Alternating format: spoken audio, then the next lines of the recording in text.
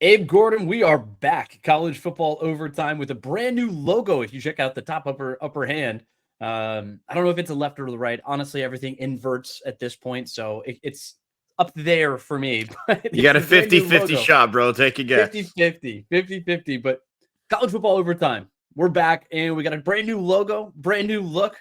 We're loving it, man. And we are packed with all things college football. We have all the reactions that you guys need. Week 10 is going to prove to be one of the most important weeks of the year. It kicks off the most important month of football. Power 5 races, they're really coming down to it. And the second edition of the college football playoff rankings come out on Tuesday. Our list of contenders is getting smaller and smaller by the week. We have a number of fringe contenders who were likely eliminated over the weekend, but we'll tell you where we stand on all of these teams tonight on college football overtime. But Abe Gordon, before we get into any of that, how you doing, man?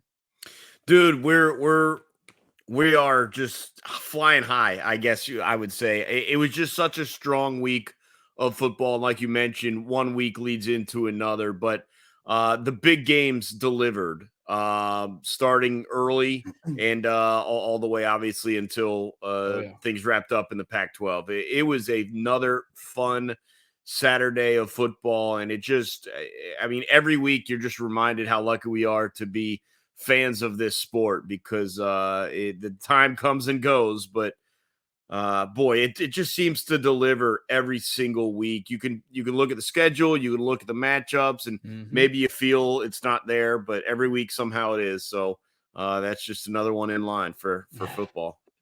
We have some massive upsets throughout the week. Of course, we got to get into Bedlam. We got to talk about Kansas State almost pulling the upset over Texas. The wild, incredible game that was the defenseless bowl out there, Washington and USC, plus some ramifications that have already taken place today. But Abe, I do want to start specifically in the Southeastern Conference. Georgia and Missouri, huge game in the SEC East. Missouri had a very, albeit an outside chance, to win the SEC East and represent the conference in the SEC championship game for the third time since it joined the conference back in 2012. But it would have to go through Georgia to do that. And Georgia really flexed its muscles in this game. This was a game where I don't think they played their best football, But at the end of the day, they were able to power through and do what they needed to do. Carson Beck, in particular, was somebody who I was looking at to have a big game today or on Saturday. 21 of 32, 254 yards, 2 touchdowns. Missouri actually got some good pressure on him throughout the day. They had 3 sacks. They kind of made him uncomfortable, but look, they did what they needed to do on offense, and the defense, I would say, really stole the day. Luther Burden came in flying high. He was one of the top players in all of college football. He'd been kind of stumbling recently over his last 3 weeks or so, especially that game against Kentucky where he was held to 2 receptions. He had that huge first drive where he accumulates 50 yards, a touchdown, and on 3 receptions, but then was held catchless for the rest of the game. So huge credit to Georgia for what they were able to do in this game. A really good Missouri team who I think looked really tough and up to the challenge, who I think is also going to be a really tough matchup for Tennessee next week. Yeah, I tend to agree with you. That was kind of my takeaway, was maybe Missouri was a little bit better. And not that people weren't counting them in this game, but this kind of just did solidify the fact that they were deserving of their top 15 ranking coming into this game. And as you mentioned, Luther Burden, he has the early start. He does get banged up. I don't know how much that would have played into him being limited the rest of the way. It looked like maybe an ankle or something that was bothering him, and he had to leave for a little bit. And you do kind of wish he had been full health, but obviously, look, injuries are part of the game. Georgia's not full health, we know that. But this was an interesting game for me to watch. It was a situation, I think Kirby Smart addressed it post-game. This is not a Georgia team that is going to come out and steamroll. And this is their comfort level. They've been in a number of close games, a number of close situations. It's good that they're comfortable in that type of affair, and they certainly are. This was not, as you mentioned, not their best effort. But it was relatively complete. You got some from the offense, you got some from the defense, obviously a long field goal there as well. So this was a game where they did not make a huge statement like I thought they would, like you thought they would. They Yep. did not. They weren't super overly impressive. We'll get to how we think this game impacts the college football playoff rankings a little bit later. But for me, this was just a good, solid win for Georgia. Carson Beck, as you mentioned, has become a very steadying force for this offense. And it's just it's tough to criticize Georgia because they're not doing what they've done the past 2 years. I think that's wildly unfair to thrust upon them. This is a Georgia team that went out there Saturday and beat a very good Missouri team. That's where this game was. This is a very good team, and Georgia had a comfortable time with them. They didn't blow them out the water, but at no point was I feeling in this game like, well, I don't know if they're going to pull out in this one. It didn't feel that way. It felt like they were in control the whole way through, and that's just kind of what you have to get used to with Georgia football this year. Yeah, they're a boa constrictor. Like they're one of those teams that's just gonna just make you earn it down the stretch, and really that's what they've asked teams to force teams to do. And look, and if you're Missouri, you can't throw 2 interceptions. Brady Cook was largely pretty effective in this game. At 212 yards and the touchdown, 14, but he was sub 50% passing. 14 of 30 in that regard, and had the 2 interceptions. Nazir Stackhouse. I mean, look, that's an unacceptable interception if you're Missouri, just in general. I mean, fortunately for them, there was a penalty that knocked him back to the 20 or 30 yard line and kind of negated that drive. Nazir Stackhouse returns that interception. It was like a sneak pass or something like that to a tight end. I don't really know what they were trying to do, but you threw it right into the gut of a 300-pounder. And then he proceeds to run the ball down to the 5 yard line. I mean, he was rumbling and stumbling all the way down there, but that was an unacceptable thing. And look, if you're going to beat this Georgia team, you cannot do it by making mistakes. It's just not going to happen because this team is too well coached. It's too sound in its what it does. It does the little things right, And they were talking about this specifically on the broadcast that this is not a penalized team. They were, oh my God, they're going crazy. Like they have so many penalties today. And I remember thinking back and like looking at the actual totals for what they had like penalty wise. They had 5 penalties for 55 yards. And that still felt like a lot because Georgia doesn't beat itself generally. Carson Beck, Mr. Efficiency, even if he was hounded and harassed all game, doesn't throw the interceptions, doesn't make the bad decision. He just plays effective football. On offense, they don't put the ball on the ground. They don't throw interceptions. On defense, they'll take the ball away and do the little things right.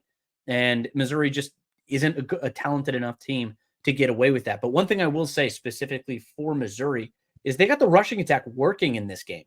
Cody Schrader. I mean, I had it on a rundown on College Football Game Time that debuts every single Saturday morning, 8 o'clock to noon. You can catch it on the Audacy app or wherever you find your podcast, or just tune in live.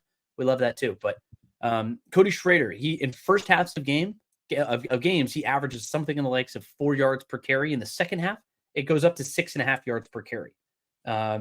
I didn't think that was going to continue in this game. Georgia, of course, is just a tough team to run the football against just in general. I mean, especially if you're looking at a running back who's trying to make that happen. But Cody Schrader, man, he had a great game. I thought he gave them the best chance to win. And I was not expecting that on Saturday. Yeah, I think once you saw that Luther Burden wasn't going to have the impact that they probably needed him to have in this game if they were going to win it, them being Missouri, they had to go elsewhere. And you're right, they rode the back of Schrader. The thing that's gotten interesting to me in regards to this Georgia team, and I know you've asked this question to me before, what's the path to beating them? And another potential answer came to me while watching this game is you need to get this Georgia team desperate in the second half. And it doesn't feel like they have been. Maybe, earlier against Auburn or South Carolina when you're down double digits. But even then, it didn't feel like they were desperate. It felt comfortable and calm and in control. Yeah. I think you need to have them so out of sorts that they get desperate. Especially on offense. To me, that's where you need them to be. And look, with all due respect to Missouri, 21 points is not beating this Georgia team.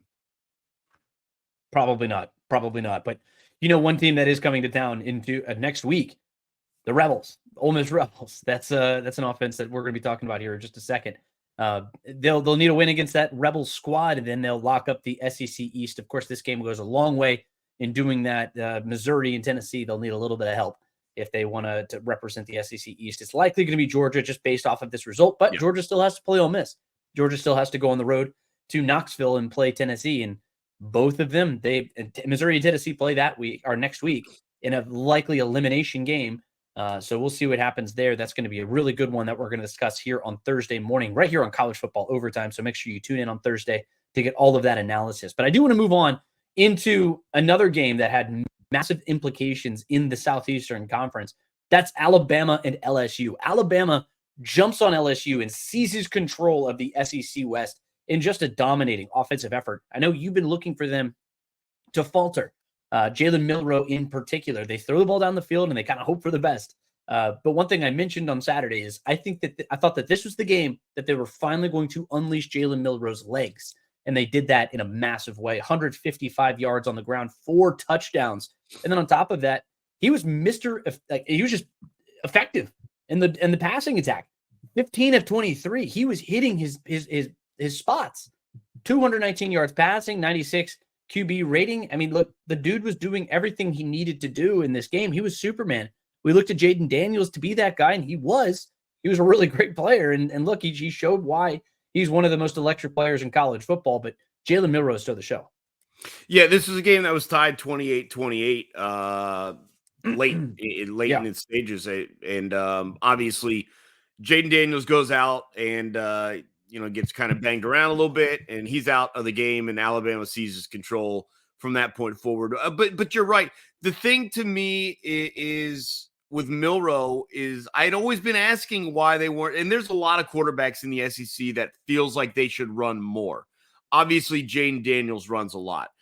I don't understand why Joe Milton doesn't run more based on what they're doing on offense. Milroe was the same way, and we've talked multiple times about how I thought he needed to have a big game with his legs, and that hasn't really been part of the game plan for them this season. It was part of the game plan on Saturday night. They made a very concerted effort to get him to run the ball when stuff breaks down, and it paid off in a very big way. And now you start to wonder, where does this Alabama team feel they are at? Because there was a stretch here where it was like, be a game manager, don't lose the game, let your defense do its thing. And then you see that, and look, we all know LSU's proclivities on defense, and no one's sitting here wildly surprised that Alabama was able to drop 40 on them. But you do start to wonder if Saban has unlocked the potential that rests in Jalen Milroe, and if 30 and 40-point games from the Alabama offense start to become the norm the rest of the way. That's the big question for me. Is this something that they can do and repeat moving forward? Because if so, it's going to be very tough to get Alabama out of there, even for Georgia in an SEC title game. But you've done it once now with Milroe and through the arm and with his legs. He's got to repeat that effort. That's what I'm interested in moving forward. In terms of LSU, when you lose your Heisman hopeful due to a couple big hits in the fourth quarter, early stages, there's no road back at that point. This game was over when he was taken out of the game, and understandably so. But Alabama, very impressive offensively for them, and now it's just a matter of whether they can repeat that effort. Yeah, and I think it was a very interesting stat line just looking at the box score in this one in particular. Look, you've got a quarterback who leads your rushing and your passing. That's just, generally speaking, that's not a recipe for winning. You need a little bit more. You need a little bit of help, and look, Malik Neighbors did everything that he could in this game. 10 receptions, 171 yards, and a touchdown. He's a freak of nature. I mean, look, we talked about Luther Burden just a second ago, but Malik Neighbors is right there as one of the top players in the country. I think the race for the Biletnikoff this year is going to be very interesting with all of the great wide receivers that exist across college football right now. But look, Jalen Milroe, he completed a pass to 8 different receivers. And the majority of these guys, I mean, they were way down the field. Jermaine Burton, I expected to be a guy who did take a big role in this one. He really became a consistent target for Jalen Milroe. Isaiah Bond was another one. He finished with 5 receptions in this game. I thought Alabama looked just consistent and good on offense for really the first time this season. And I don't know if that's, like you mentioned, the fact that you have an LSU defense that has shown a proclivity to getting beat. But Alabama looked comfortable. They looked good. That hasn't been the case really all season this year. They looked like they were a step away from a touchdown or an interception. They look like they are just inches away from falling apart as much as they are finding success. I mean, they were just the whims of the moment, if you will. And the winds of change pushed them into a positive direction here this time. And is that something that can continue? I would assume so, because you go on the road to Kentucky. That's not going to be a slouch of a game, but I don't think they'll have much trouble up there in Lexington. And then you have Chattanooga coming to town, which of course is not going to be any issue at all. But then it's the Iron Bowl. And Alabama, I mean, you've all but effectively locked up the SEC. You need to go on the road and get a win against Kentucky in order to actually officially lock it up, if you will. But Ole Miss, I mean, they're right there on the outside. We're going to talk about them here in just a second. But you have that win against them already. So you're in the driver's seat of the SEC West. This looked like a team that could beat Georgia. I mean, of course, we're going to get deeper into that as the season goes along, because it's looking more and more like we're just going to have just a recap of a rehash of just an old rivalry, a budding rivalry, if you will, Alabama and Georgia in the SEC title game. But look, it looked to me that Alabama has figured itself out on offense, and that starts with Jalen Milroe. Yeah, I do wonder if they were careful to not run him too much throughout the middle part of the season, and we're kind of saving him for this game, knowing he would have to run. Obviously, they had some comfortable wins against some SEC opponents. But you saw what happened to Jaden Daniels in terms of taking contact. And you do wonder if there's some part of this was, all right, look, we don't want you to take too much contact up until this game. We've had our eyes on this game. You knew it was going to be this game. Maybe now's when we unleash you. Is that a situation where you can't put it back in the box at this point? Everyone's going to expect it. So we'll see how that plays out the remainder of the season. But it felt like I've been asking for weeks, like, why doesn't this guy run more? Like, we know he's a pretty good dual threat quarterback. It seems like they're putting a lot on his arm. When we finally get him running a little bit, we see just how dangerous it can be. It does make me wonder where it was earlier in the season. But I certainly expect to see it now moving forward. And to that point, though, he did have 15 carries against Texas earlier in the season. I think that was more a necessity than it was anything else, just in particular. It's because I didn't really trust his downfield passing attack in that game. Yeah. Of course, he's right at 50% in that one, and they ran out of necessity. He gets 44 yards in that game, and he's shown a proclivity to run the football. He generally averages somewhere in the range of like a 10 to 15 sack adjusted yards, 10 to 15 attempts, I should say. And then sack adjusted, he's almost 400 yards or something on the season. So he's run the ball, but not nearly to this level. So I agree with you. I think that they might have unlocked something with Jalen Milroe just in general, and they're going to be, just like every year, a threat come the end of the season. And I think that might be reflected in the college football playoff rankings, but we'll see that here in just a little bit. I do want to move on and finish with our last SEC team, Ole Miss and Texas A&M. This was a very interesting game. You know, we had big blocked punts. We had blocked field goals as effectively the last play of the game. I mean, like the last effort that Texas A&M had in this one was the blocked field goal from Ole Miss. And I remember mentioning to you, I said that Quinshon Judkins was going to be the reason they won this football game. He was my prediction in my 1 week wonder, or one of my predictions for the 1 week wonder at one point. He finished this game with 102 yards and 3 touchdowns. Jackson Dart was a steady hand, 387 yards passing, 2 touchdowns, almost all of that going to Trey Harris, 213 yards for the junior wide receiver there. He also scored that touchdown. This Ole Miss offense is cooking, Abe. What say you? This is a really good Texas A&M defense too. Yeah, it was. Now, we talked about it. We talked about the pressure that they have up front and what is not there, unfortunately, on the back end. I was less impressed in this game, to be honest. I thought that Ole Miss had a chance to have complete game control, and they gave it away. They actually gave up the lead late in this game and had to come back to retake the lead. It felt like they were in full control, and then they weren't. And the defense just fell apart for a couple of drives and let A&M get to a number in 35 that they had no business being at in terms of that. But look, Ole Miss is kind of like an LSU, where their offense is going to score. You have to be prepared for their offense to score, but you could get to them on defense too. And so that's kind of how this game played itself out. You're right, Jackson Dart, Judkins, Harris. I mean, they've got some guys that can make some plays. But this felt like it should have been like a 38-14 type of win. And it just wasn't. I would not be feeling good heading into Georgia coming off of this game. Neither of us are overly impressed by the Texas A&M squad. You mentioned the front four, the front seven. Obviously, those guys are good, but on defense. But outside of that, we're not generally impressed. We wondered where the offense had been since Max Johnson took over. And I guess they found it against Ole Miss. But I thought this was a game that Ole Miss had in hand. And then the next thing I look up, I'm like, oh, they're about to fall behind again. So maybe a little sleepwalky through the middle stages of this game, but they did pull it out at the end. And boy, as you mentioned, when they've got their weapons going, they are a dangerous offense. I think we've seen that pretty much week in, week out with Ole Miss. They can score. Yeah, and Lane Kiffin actually talked about that specific point that you made earlier in your comment. They had effectively a 10-point swing. Yeah, really a 14-point swing if you think about it.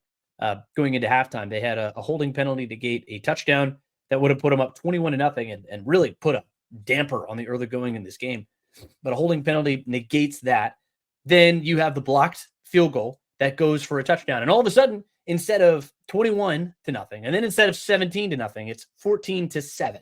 And that really was kind of what this game was for both of these teams. It was Ole Miss scores, and then Texas A&M is just sort of hanging around. Ole Miss had too many opportunities to really put this game away, and they just didn't do it. And this is a really good Texas A&M team, like you said. They struggle mightily on the road. They're 0-9 in their last 9 games on the road. They're 0-4 versus ranked teams. They still could reach 8 wins, though, on the season, which is interesting just in and of itself. Credit to Jimbo Fisher. Not a lot of it, but I mean, he's kind of kept this train on the rails, if you will, because this was very easily could have gone off just based off of how this team is kind of just underperformed at times and then greatly overperformed at others. And it just doesn't, I don't really understand what the identity of Texas A&M is at this point. I don't think anybody does, but it looks like they finally got back on track on offense. Max Johnson, like you said, helped rally them back from a 10-point deficit in the fourth quarter. He looked pretty good, 305 yards passing. I really don't know what Texas A&M is. They're going to go play in a bowl game. I guess that's going to be enough, unless the wheels just completely fall off. Your guess is as good as mine as to like actually how good this football team is. But if you're Ole Miss, I feel a little better, I think, than you do about the Rebels' chances going into Athens next week. I don't like their ability to travel. The offense has shown that it's not very effective on the road. And of course, we're going to get into all of this on Thursday when we do our previews, because this is one of only a couple of games, I should say, that are going to be just massive implications on the college football playoff race, on the SEC, the Big Ten. You have Michigan and Penn State, and we're going to discuss all of those games right here on College Football Overtime this Thursday. But Abe, did you have any more thoughts on this Texas A&M Ole Miss game? Yeah, it's just really interesting to me that Texas A&M is so boom or bust defensively. It just feels like if they get their pass rush home, they can have success. But if they can't get to the quarterback, then it's fair game. You may as well be playing against LSU at that point. It feels like the defense should be better based on what they can do up front, and it just isn't. And I don't have an explanation for that. Yep. I completely understand that. I just really don't understand them. But let's move to the Big 12. Texas and Kansas State, a really impressive game. A game that, it felt like Texas had this in hand on multiple occasions. And Kansas State goes behind big. They only rushed the ball for 43 yards. And that was something that really felt like it would have been. Like, if you had told me this after the game, I would have told you that Texas beat the brakes off of Kansas State. that they really wouldn't have had an opportunity to win this game, much less that it was going to go to overtime. So huge credit to Kansas State for winning outside of really what their DNA is, which is running the ball effectively. Tracian Ward and DJ Giddens held to 52 total yards on the ground. I mean, that's just an incredible performance from the Texas front seven, just in general. So I want to start there. But Malik Murphy, you got to be better. 2 interceptions in this game, 248 yards passing was pretty good, but the mistakes just can't be there. But Jonathan Brooks, dude's a stud. He is a stud. 5.1 yards per carry, 112 total yards, or 112 rushing yards and a touchdown. He is a really important cog in this machine on offense. But A.D. Mitchell as well. I mean, like, look, you've got the players, you've got the dudes, but Malik Murphy's got to be better. Yeah, and honestly, the way this thing played out, there was a late missed field goal. Kansas State probably could have won this game. Yeah. And then obviously we know once they got to overtime. Well, I mean, let's break down the decision in overtime. You're 4th and like 3 or 4. You've already given up the field goal in overtime. I don't understand the mindset behind not kicking and going to a second overtime there. I was pretty confused by that. I thought that was the play. They obviously decided to go for it, and it doesn't work out. So I don't know what was going on there. Maybe he had lost confidence in his field goal kicker based on the miss near the end of regulation, which I thought actually would end the game, the fact that he missed there. But Texas wasn't able to run out the clock entirely. Kansas State gets it back. They then do kick a game-tying field goal as the clock expired and get to overtime, and here we are. But little questioning of that decision. But I think you're right. This is a team in Texas that needs Quinn Ewers back. They're not going to get the job done with Malik Murphy, and nothing wrong with him. They got through it on this one, but there is a limit to how good they can be with Malik Murphy, and it's a different limit than how good they can be with Quinn Ewers. So, look, they may be able to run the remainder of their schedule, Texas. Yeah. I mean, it's not the toughest in the world. You got TCU, Iowa State, Texas Tech. Like you should be winning those games, Malik Murphy or not. But if we get to a Big 12 title game, and who knows, the way things are trending, that might be against Oklahoma State at this point. We'll get to that in a moment. But, I mean, this is not a Texas team with Malik Murphy that's going to win anything in the college football playoffs if they even happen to be in position to be one of those 4 teams. So Quinn Ewers has got to get back for this team to have any of those real aspirations, not necessarily feel that they have them anyways. But it's just they honestly should have lost this game. It just the way I looked at it, and I know you went through some of the stats, but it just felt like a game that we're talking about them winning. It feels like it was a loss though. And some of that goes back to the missed field goal, the end of the regulation. Some of that goes back to you do end up going for it on 4th down there in overtime. You are, a literal play away from winning that game. So some interesting choices being made there, but certainly not an impressive performance by Texas, whether it's Malik Murphy or not. Yeah, and look, I do want to give credit to Kansas State because this is a good football team, and this is a team that's been a bit of a Texas killer in recent years. So I don't completely agree with you necessarily as far as like this is like a bad win per se. You beat a team that you should beat, survive in advance. Not every win is created equal. But at the end of the day, like you survive in advance and you do what you got to do. I mean, if I'm Texas, I don't care if I win ugly against a team that's notoriously had my number, over recent years, and they've been playing some of their best football as of late. They're a hot football team, and you come in and really take care of business after blowing a 20-point lead in the 4th quarter. Like at the end of the day, like you survive in advance and you live to talk and say another day. And again, we're going to get into our college football playoff rankings. Maybe this affected where they stand in that ranking. I may or may not agree with that if they move around too much, but because this is a good Texas team, I think that they showed that they are a step below, like we mentioned, without Quinn Ewers. And is this something where you think we could see Arch Manning? I don't necessarily think we will, but we're coming up to the end of the season. It's not like he would blow a red shirt if he comes out there, but these are important football games, and Texas can't really afford to drop a game. It's an interesting question. I think if we were going to see him, we would have already. Now, I do agree with you. There's some situations, depending on game score and scenario. TCU, Iowa State are road games. Texas Tech is your only home game remaining. So, I mean, there is potential if you get to a certain point of the game where you're comfortable, but I don't think you're going to see Malik Murphy replaced, if that's what you're asking. No, and I don't think that we're actually going to see that Yeah. really.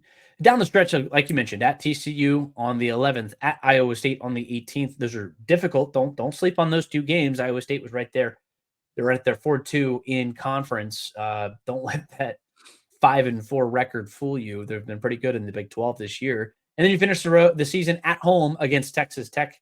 The Red Raiders are a good football team. So look, you have good teams down the stretch. These are not teams that should be giving Texas too much trouble.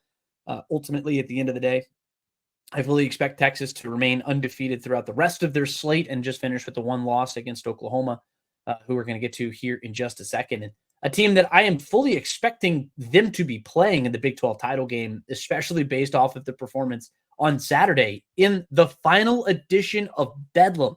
The Oklahoma State Cowboys, man, I have to just give full credit to Gundy and these guys. And look, go Pokes, baby.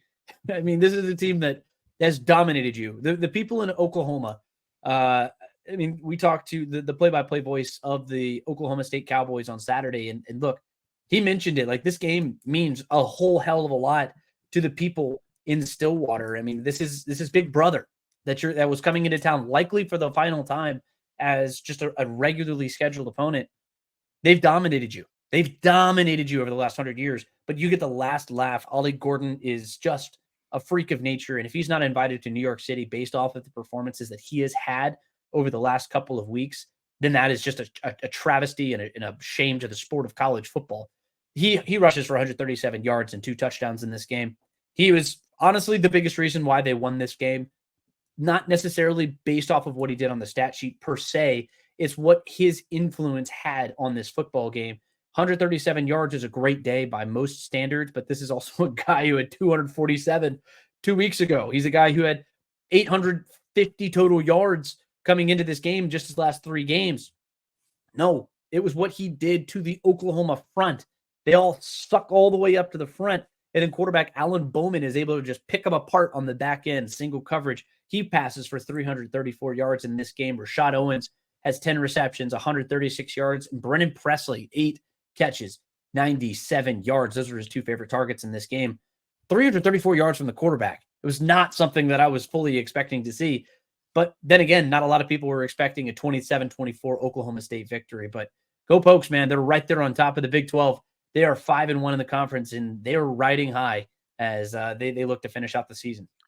And it's a similar script to what we've seen, unfortunately, for the Sooners in recent weeks, both in wins and in losses. And that's the turnovers. Dylan Gabriel throws an interception. He fumbled the ball twice. They had a couple other fumbles. They lost 2 of those. They lost the turnover battle. And this is the one thing I've been talking to you about for 2 weeks now is this was a team that was among the league, the late leaders in the country in plus turnover margin. And in their recent losses, it has come back to bite them. And that is, they're just not good enough to overcome that. Unfortunately, for whatever reason, it was working for them early in the season. It obviously helped them bite Texas, the turnover specifically, but the last 2 weeks, it has not been there for them. I will tell you this, and you're right to pinpoint on Ollie Gordon. It did take him 33 carries, so a lot of touches there. He did happen to throw the only interception for Oklahoma State as well. Interesting play call there.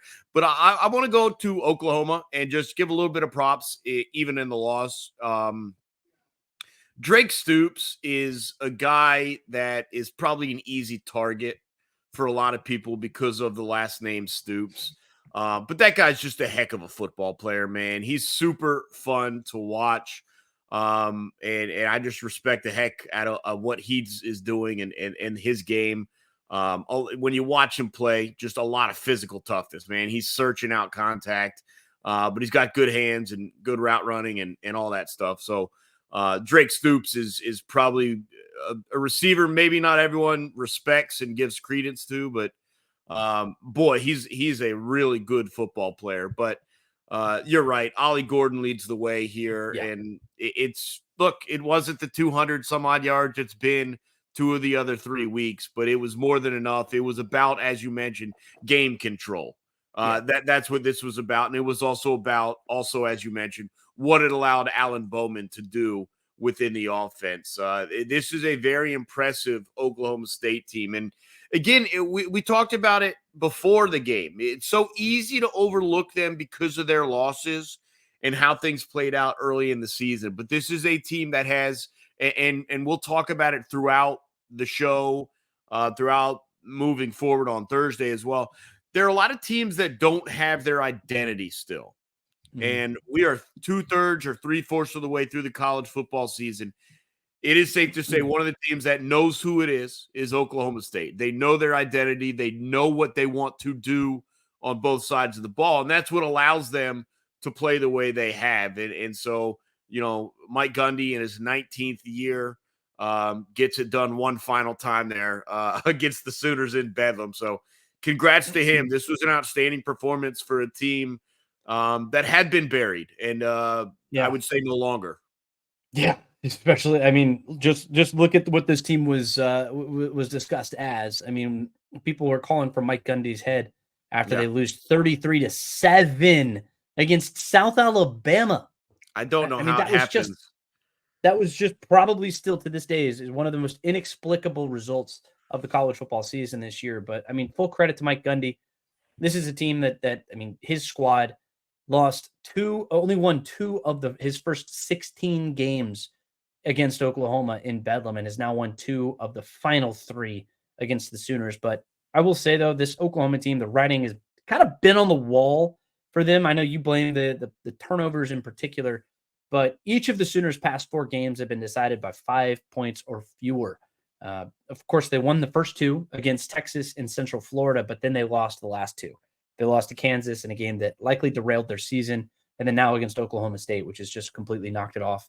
And they'll look to recover. I mean, they can still go and play for something down the stretch. I mean, like you can still go play in a New Year's Six bowl. You can still go do something else like that and still have a pretty successful season. But it's not going to be the successful season that Brent Venables was hoping for, potentially playing for a college football playoff or a Big 12 title. That looks like it's about out the door, because you might have the tiebreaker against Texas. That's really your only hope at this point, is that Texas falters at some point down the stretch, because now you've lost the tiebreaker to Oklahoma State.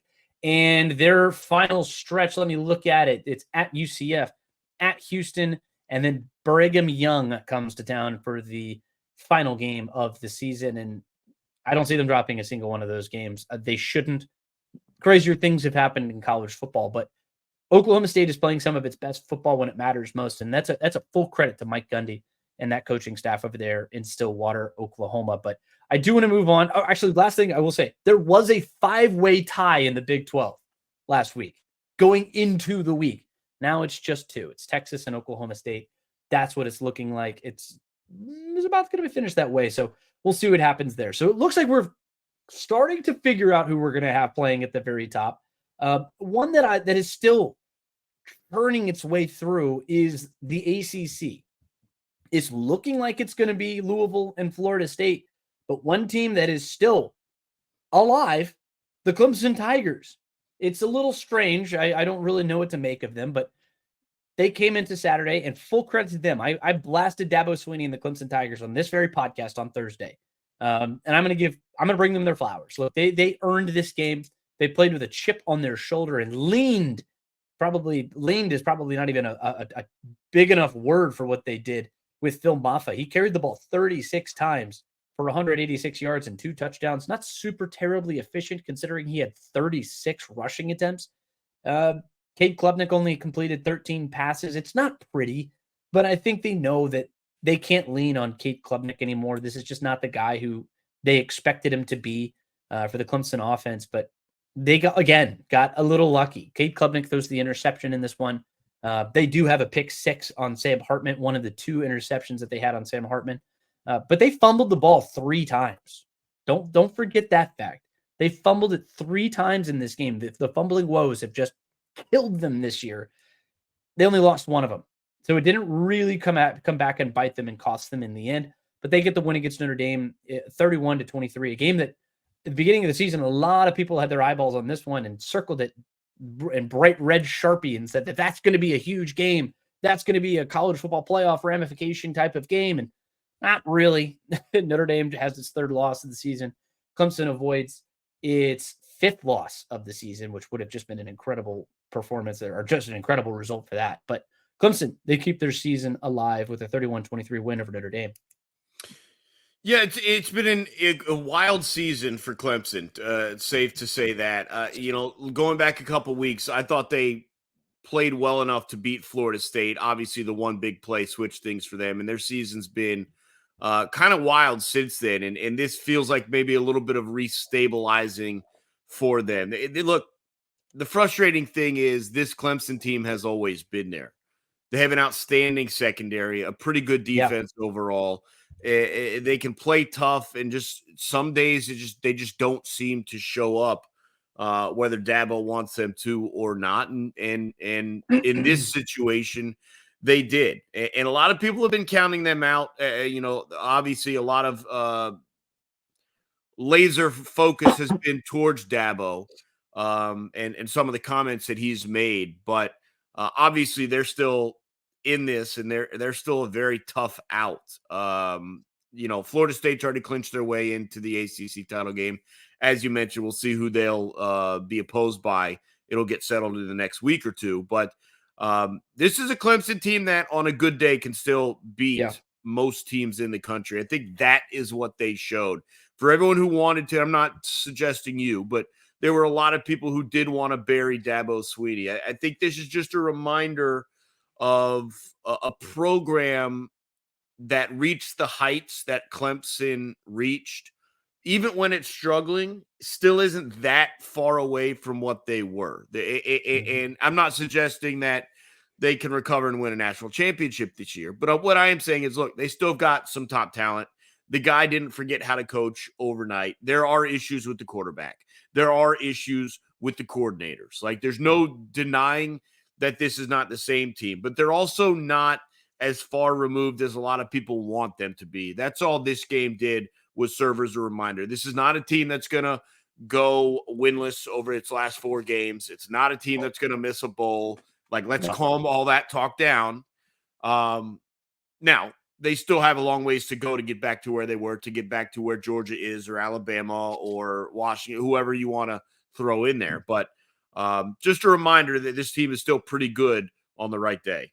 Yeah, and look, at the end of the day, like, this is a Clemson team that can beat anybody. I mean, if they play their best football, they're a tough team to beat. Just period.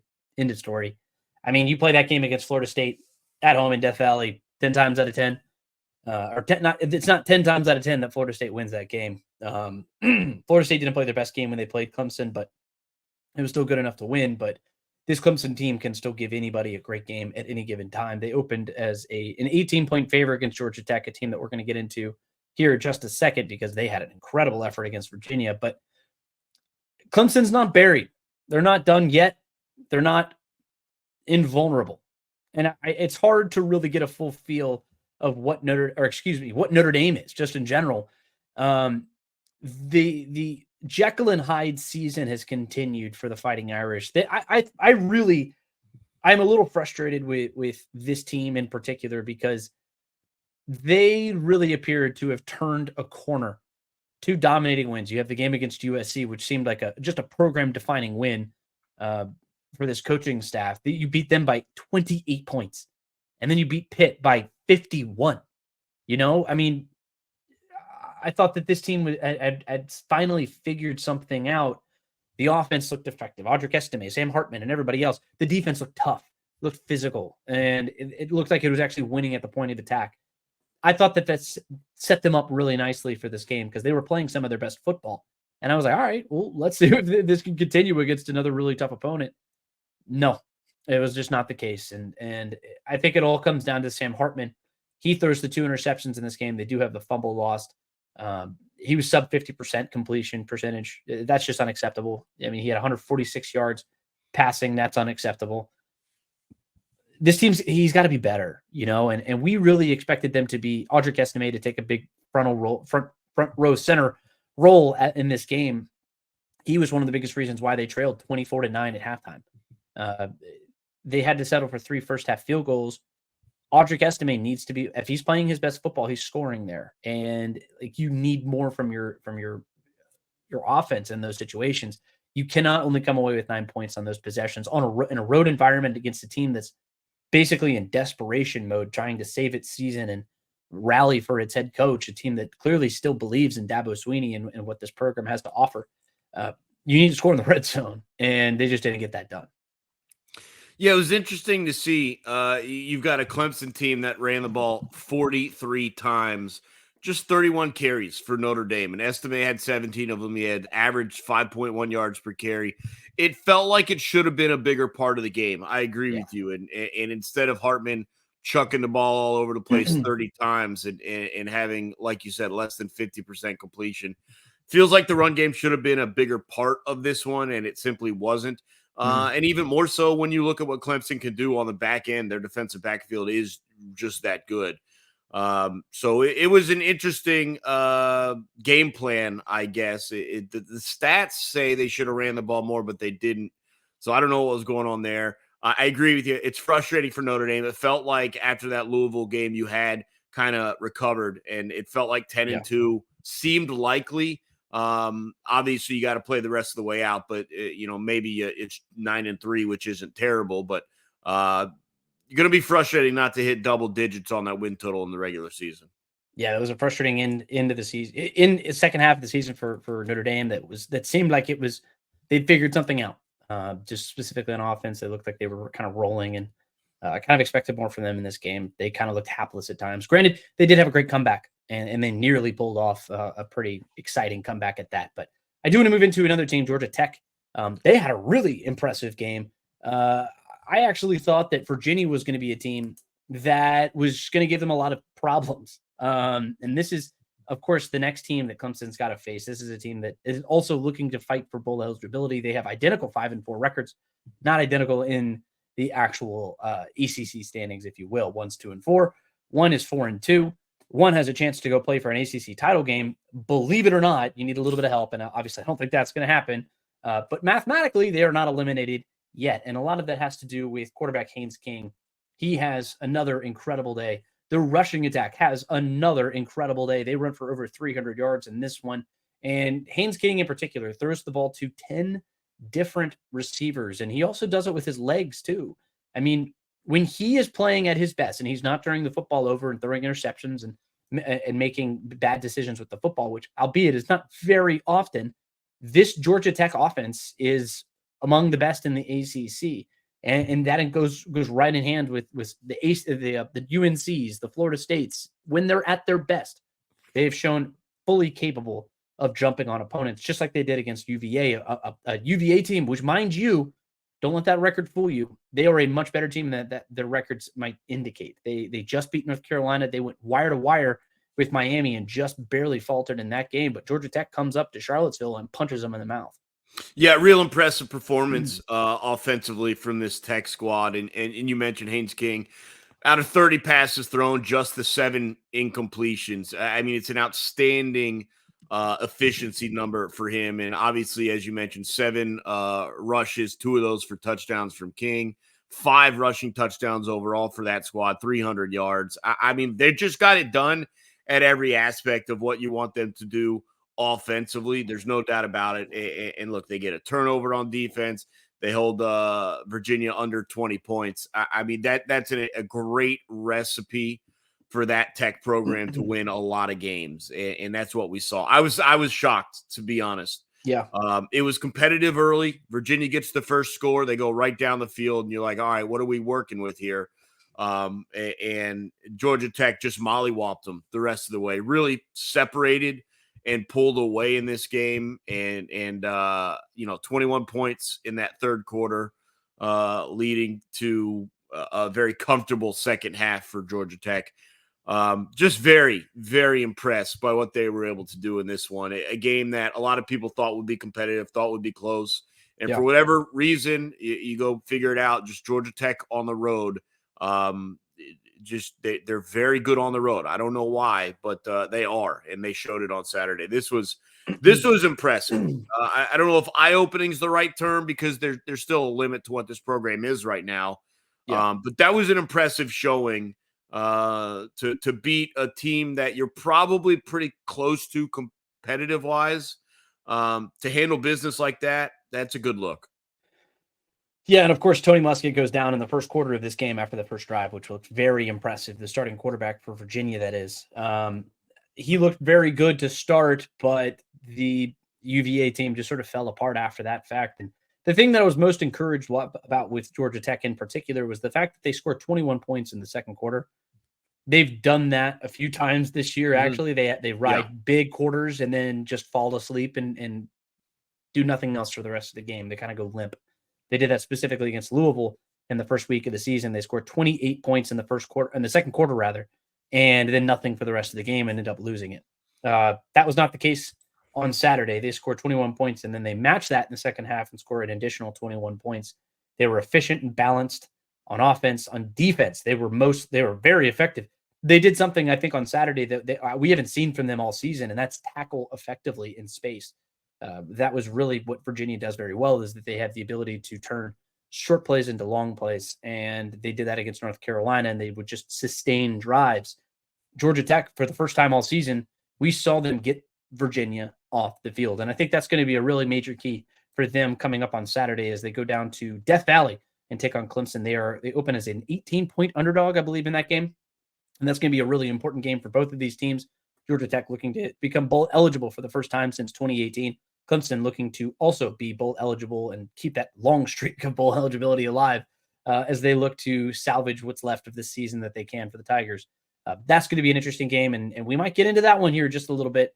Brent Key, 6-1 as a road underdog in the ACC. Very interesting contest there. But I want to swing it out west because we had the Defenseless Bowl. It was Washington and USC, a game where we've already seen some ramifications for the lack of defense, if you will.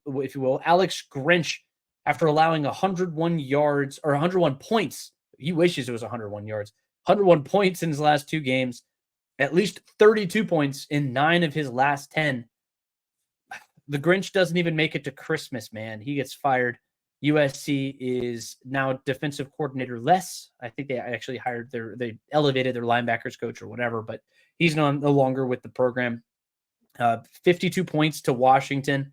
I guess in a vacuum is not the craziest of results, but it's also on the heels of allowing 49 points to Cal last week. It's allowing teams to get right against you, and that's really what teams have done very effectively throughout this season. We looked at Utah in particular. Utah is not a team that's particularly adept on the offensive side of the ball. They scored 38 points. I believe that was their final score in that game. They beat you in a game that they really should not have had any business beating you in. They don't have their starting quarterback. Cam Rising's not playing. And in a game that Cam Rising's not playing, they shouldn't be scoring 38 points. And that said, they did just score 55 points on Arizona State. But, of course, that's Arizona State. And you're USC, and you were a college football playoff contender. You were somebody who should have been playing for a Pac-12 title. And your defense has just been indefensible. It has been doing the opposite. And Dylan Johnson, I want to give him some flowers here. All of the eyes were on Michael Penix, the quarterback. He does have a pretty good game, 256 yards and 2 tutties for the quarterback. But Dylan Johnson had 100 yards rushing in the first half, Abe. In the first half, 100 yards rushing. Incredible game. It was his first 100-yard effort of his entire career. He finishes the day with 256 yards and 4 touchdowns. Abe, it looked like to me the Washington offense got back on track. Yeah, a little bit. I'd still be a little disappointed that the defense isn't able to handle USC a little bit more because I do think Washington is going to need a couple of defensive efforts if they're going to continue and win the Pac-12 title and into the playoffs. They're going to need to ramp that up because the other teams that are in this discussion, they can all play a little bit of defense as well. So, but yeah, you nailed it right on the head. I mean, all eyes are on Michael Penix. You're waiting to see, it's a bad defense you're facing. You're waiting to see, is this the game where the Heisman numbers just jump off the page? And just as you said, they get stolen by Dylan Johnson, 256-4. He was the story of the game offensively in this one. He was undoubtedly the star of the day for Washington. And look, this was kind of like Georgia. It's a USC team that is good. They're dangerous. They're obviously not what people thought maybe they could be this year or whatever. Yeah. And same with Missouri. Missouri's a good team, but they're not winning national championship right now either. Georgia gets a comfortable 10-point win. Washington gets a comfortable 10-point win. Or I guess Georgia was 9, but you know what I'm saying. And it just kind of felt that way. It felt like a comfortable victory. But this was a very good game that was decided in the fourth quarter. There's no doubt about that. I'm still unsettled a little bit. I would personally like my potential national champion to give a little bit more on the defensive side of the ball. And you do have to wonder if that ultimately is what fells Washington down the road. Look, they can score. We know that. There's no surprise there, but it's going to be tough to just outscore everyone on your schedule, especially when you get into the playoffs. You're going to have to play and get some stops. And they really didn't do that. And, I have no idea who's winning the Heisman.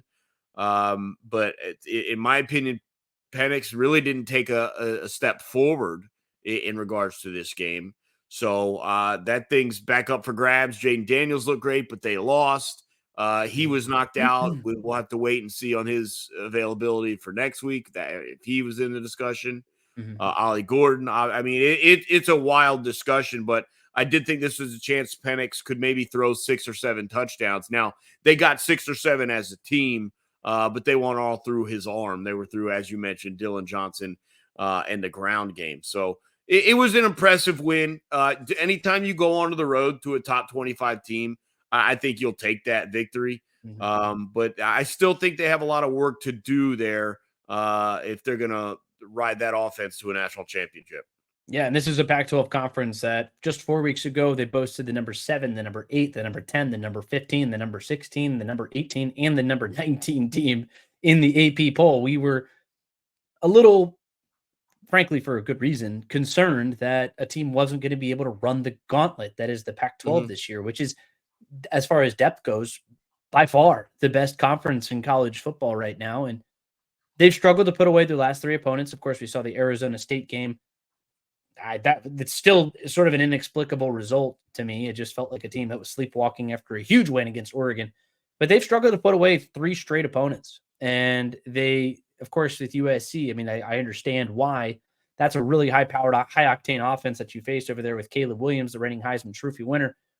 Because for as much, how many issues that the defense has, the offense is just as electric. But now they have Utah. They have to go on the road to Oregon State, and then they finish with Wazoo, and it's going to take I don't want to call it a Herculean effort, but it's going to take a pretty big effort from this team to just continue playing good football and do it week in, week out, because there are no weeks off if you're Washington. That's a very tough end of your season stretch, if you will. I mean, that's going to be tough. It's going to be really tough, especially with the road game at Oregon State. A team that I think is looking to salvage a bit of its season right there. It's number 16 in the country. And we'll see where they come in with the next college football playoff rankings, but that's a good football team, and Utah is Utah. I mean, the offense looked electric for the first time really all season. I don't even count that USC game, but it's going to take a lot of big work from Washington to finish the season undefeated. And then you really don't have a lot of room for error because the Pac-12 is tight at the top, and Oregon is right there. And I know we're going to discuss Oregon here in just a second, but they just had a massive win over Cal, 63-19. They showed no mercy to Cal there. I mean, that was just an incredible game for them. And it looked like they're clicking on all cylinders. But you know what? Actually, now that we're doing that, I do want to stay right. Did you have any more thoughts on this game, Washington USC? Just to reiterate my stance on Washington. You look at the teams above them in the rankings: Ohio State, Georgia, Michigan, and Florida State. All 4 of those teams can win the game on both sides of the ball. They can beat you up on defense. They can outscore you on offense. All 4 of those teams. And just right now, I just don't feel the way about Washington as I do those four. I just have got to see a better defensive effort at some point if I'm to believe that they can, one, win a rematch with Oregon potential, and then also get through the. So I just got to see it on defense a little bit better than they have shown. Yep. And so actually, Abe, let's do this real quick. So we'll get into a quick lightning round. I want to give you just a couple of thoughts on those top teams. We're going to start, of course, with Oregon. This is a team that's dominated its last two opponents. One of them being Utah on the road in Salt Lake City, 35-6 2 weeks ago, and then this week they're at home against Cal, 63-19. They showed them no mercy. Look, Oregon might be one of the best teams in the country. I don't think that if Washington faced Oregon, I don't know if Oregon wouldn't show them to the door pretty quickly in that game. Yeah, I think it's interesting, and you obviously can't discount the loss. But what you want to say, who's playing the best right now? I could make an argument for Oregon. If you want to argue what team would the top four teams not want to face right now, more so than Georgia, more so than Michigan, I think that answer would be Oregon. They're on both sides of the ball getting it done. They have a quarterback that's played in some big games. And outside of the coach making a few bonehead plays, they might be one of those top teams. A couple decisions go differently. Maybe you are, but they are just playing as well as anyone in the country is right now. There's no doubt about it. Yeah, and then they have USC coming to town this week. That's going to be a very interesting contest, I think. I mean, USC is see how they rebound. You saw the way that USC, Caleb Williams in particular, reacted after the loss. Tough thing to see for Caleb Williams there, but he still has a chance to rebound and do something with his final season, likely his final season in Los Angeles. And you have them at home next week. Then you're at Arizona State, and then you have Oregon State to finish off the season in Civil War. So this team looks to be clicking on all cylinders. I don't know who slows them down at this point. I don't know if they're actually going to move at all. I think they're ranked number 6 right now. We're going to get into that discussion here in just a couple of minutes, but I do want to move on really quickly because Ohio State and the Big Ten just in general, because we have our top 3 teams in the Big Ten who I don't know. There's nobody else in that conference who's going to give them any trouble. We saw that specifically with Penn State, and that's where we'll start, Abe. I want to say that this was your upset special, right? Didn't go so well. Didn't go so well. No, I mean, I'm not trying to put you under the bus there. 51-15 is your final score for Penn State. This was really the kind of offense that I've been expecting for Penn State. 51 points. Drew Aller looks really good. He's a guy who struggled mightily on the road this season, highlighted and punctuated whatever adjective you want to use against that Ohio State defense on the road. He'll have another chance next week as Michigan comes to town for just an incredible matchup. Just between Penn State and Michigan. But for right now, Drew Aller looked really good, 25-34, 240 yards and 4 touchdowns for him. The rushing attack, I actually expected to have a little bit more of an impact on this game. They only go for 158 yards, which albeit is not bad. But it was the rush defense for Penn State that really stole the show. A sack, non-sack adjusted. Did you see what the final line was for Maryland in the rushing attack? I didn't. -49, including sack yardage. If you don't want to include sack yardage, if you don't include sack yardage, they had 1 yard. Well, actually, no, they would have been -2 because -2 yards. So not a great day for the Maryland rushing attack. Tagovailoa, the younger brother of Tua, 286 yards in this game, 2 touchdowns and the interception. Everything was going for Penn State. Yeah, it was an interesting game because it felt like it was close and competitive, and then it just wasn't. Like the next thing I'm like, is that 40? What's going on here? And so very, very good game for Penn State heading into what obviously will be a monumental matchup on Saturday that we will be talking about on Thursday. But very impressive performance by them. There's no doubt about that. Drew Aller and company, if they're going to want to beat Michigan, that's what they need. Is they're going to need efficiency and explosiveness, and that's what they showed. Yeah, and look, I don't want this scoreline to get too kind of crazy for people. I mean, this was a game that was 24-7 at the end of the third quarter, 24-7, and then they scored 27 fourth quarter points. I think that felt as much that it was like, hey, let's pad your confidence just a little bit. Moving into a huge week against Michigan. All eyes are going to be on Happy Valley for that game in particular. And I think Penn State's playing really good football. I mean, look, if you're doing that and like to a pretty competent Maryland opponent, I don't know, but the Big Ten just feels like it is every day. It just gets more and more abundantly clear that it's just going to be these three teams. I don't really see anybody else. Iowa is still technically alive. They have their win, 10-3 or something over Northwestern, just a slugfest of an ugly game. They were fighting to see who could win uglier. But let's move to the number 3 team in the country, University of Michigan. Of course, we have all the Connor Stallions news and Jim Harbaugh hoopla. We're not going to get into that right now on this podcast until we actually get some more news, some more substance to discuss. But for right now, let's discuss the actual football. And as far as the actual football goes, Michigan wins 41-13. JJ McCarthy, he was good, not great. 335 yards sounds very good, doesn't score. Really, it's Blake Corum. He's the dude in the red zone. I don't really know how you stop Michigan once they get down to the red area. They are just such an electric unit, just in general. They check every box. I mean, offense, defense, special teams, everything is good if you're the Michigan Wolverines. Yeah, I mean, it all sounds great. I know Corum didn't have a great yards per carry average number. He did have the 3 touchdowns, as you mentioned, and I know that McCarthy went over 330 yards, but he didn't throw for any touchdowns. None of this is relevant to me, to be honest, because it's just another bum opponent for Michigan. I think all of the discussion that we want to have about this team and just how good they are, we will potentially be having at this time next week. But yeah, Michigan did what they're supposed to do. They blew out a team that is no business being on the field with them. So that's where we are. But it's more just the idea that we're finally to the point where we're about to see Michigan play a quality opponent. And I look forward to seeing exactly how they stack up. Yep, and they haven't played to that point. They have not played a single top 40 team. I don't know if they played a single top 60 team in terms of S&P plus, the Bill Conley stat that he uses on ESPN. I don't think they played a single top 60 team. If it is, it might be Rutgers. Maybe it's UNLV.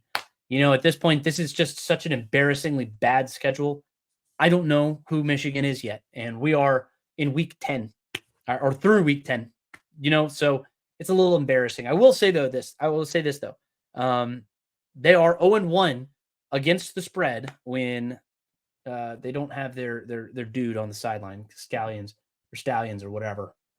Take that for what you will. The final thing up in the Big Ten, Ohio State 35-16, an upstart Rutgers team, a squad who I think looked pretty good in this game. They had the fumble Ruski at one point. They kind of made this a contest in this coming into halftime. They led 9-7 and just sort of an ugly game. But that's good enough for this Rutgers team. If you're in the game, Shiano has done a great job for Rutgers so far, but OSU pours it on in the second half, 28 points in the second half for the Buckeyes. They look like a strong team. Travion Henderson, of course, has a big day, 128 yards and a touchdown. Kyle McCord, again, he's good enough. And at the end of the day, that's all they really need. It's just another slow start. And this one went on a little longer than it should have. And honestly, if they don't get the pick 6 down at the goal line, I mean, who knows how this game plays itself out with Rutgers being on upset minded. But another slow start. It just, you wonder when they're going to be able to survive it. They've been, obviously they're where they are right now. But you can't put up 7 points against Rutgers in a half and expect to be able to beat Michigan playing that same level of ball. So you're going to have to be better in a couple of weeks and in the weeks between than you have been. But a win is a win, as you mentioned, and we're not judging them. They're still undefeated and they're still pacing the pack right now. Yeah, And at this point, they are still number one in the college football playoff rankings, which I do want to get to quickly here. Let me start by actually saying number one last week was Ohio State. Number two, Georgia, Michigan, number three, Florida State, number four, Washington, number five, and then Oregon, number six. Those are your top six programs. That's where we're going to keep it, just your top four and then your last two out. But then 7, 8, 9, 10, Texas, Alabama, Oklahoma, and Ole Miss. There's one of those who I absolutely know is not going to be in the top 10 anymore. We're not going to get too deep into that here on this podcast. But Abe, I will ask you this. Do you see any changes? I want your top six, and then I want you what you think the top six is going to be. Start with what you think it's going to be.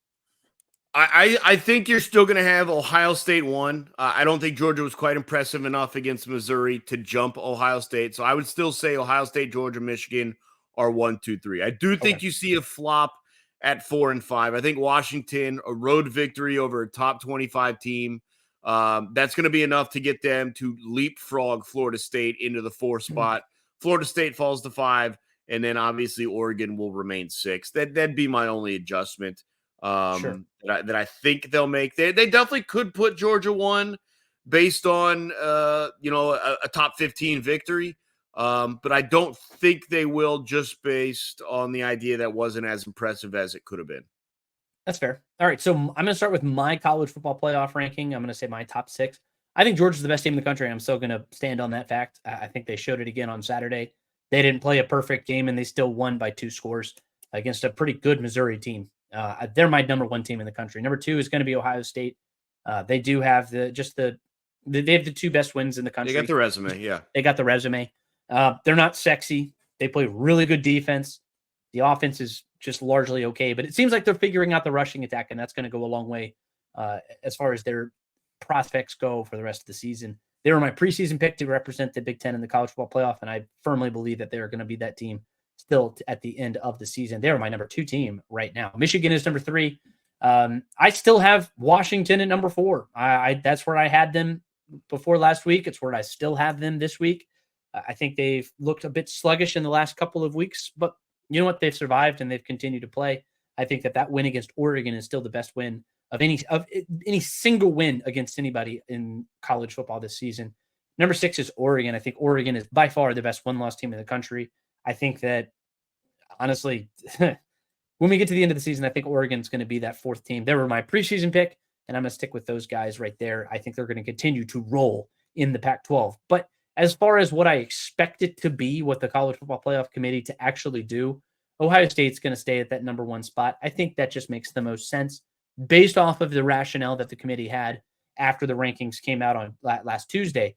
I don't really see any reason for them to drop. Georgia's going to stay at number 2. Michigan's going to stay at number 3. I fully expect Florida State to stay at number 4. Washington and Oregon. I think that we have the exact same top 6. The only real change I think that we're going to see is Ole Miss is going to move up a spot, and then Penn State's going to move up a spot there. And then maybe Louisville jumps into the top 10 at number 10 and the number 10 team in the country. Don't be surprised. Don't be surprised if Alabama jumps Texas. That would be very surprised. That's a spot. I know they say heads up, but we'll see how much they stick to that. I think that could be a very interesting point of contention. I know that they enjoy being in the news cycle, and that is really the only thing that they can do to stay in the news cycle. Alabama, like we discussed earlier in the podcast, they look pretty damn good.